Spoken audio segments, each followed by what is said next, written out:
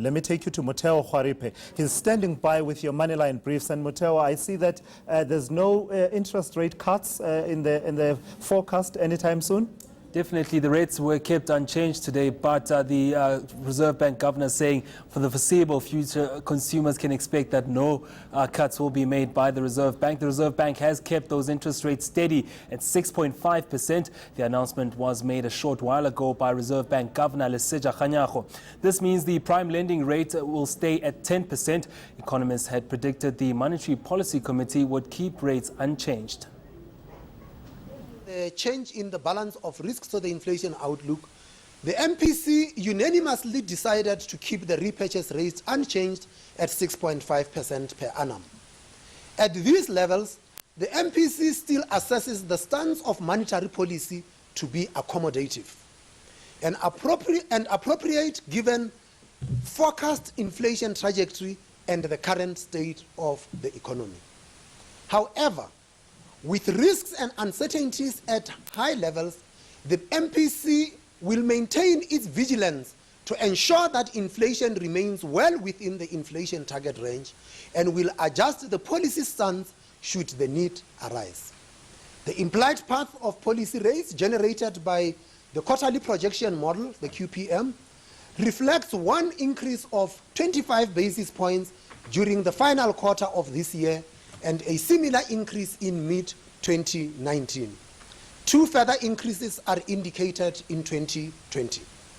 The generated path remains a broad policy guide, and the extent to which the MPC follows it will be determined, amongst others, by the MPC's assessment of the balance of risks to the forecast. There's more corruption on the JSE now. Property group Resilient says it is restating its interim results for the 6 months to end December, which were released in January. This is to change the way it accounted for its empowerment trust, Siaka.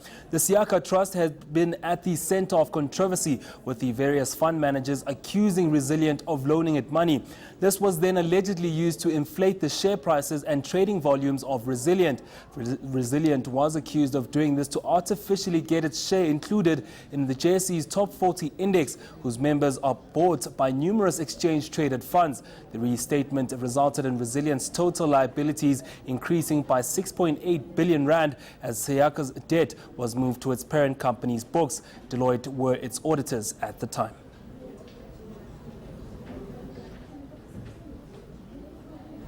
Private hospital group Mediclinic reported a 3% rise in annual profit. The boost was as a result of its Middle Eastern operations.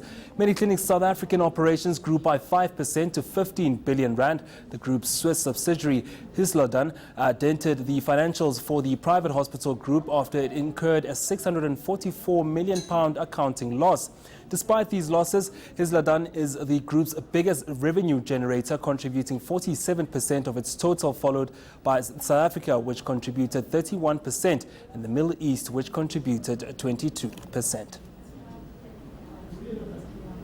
Let's go through to markets now. The bloodbath persisted on the market as the market was affected by a range of results announcements.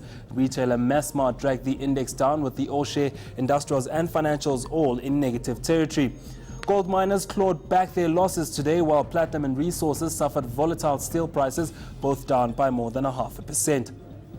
And in commodity prices, they improved today, with gold at $1,305 an ounce. Platinum was up just marginally, with Brent crude at $79.17 a barrel.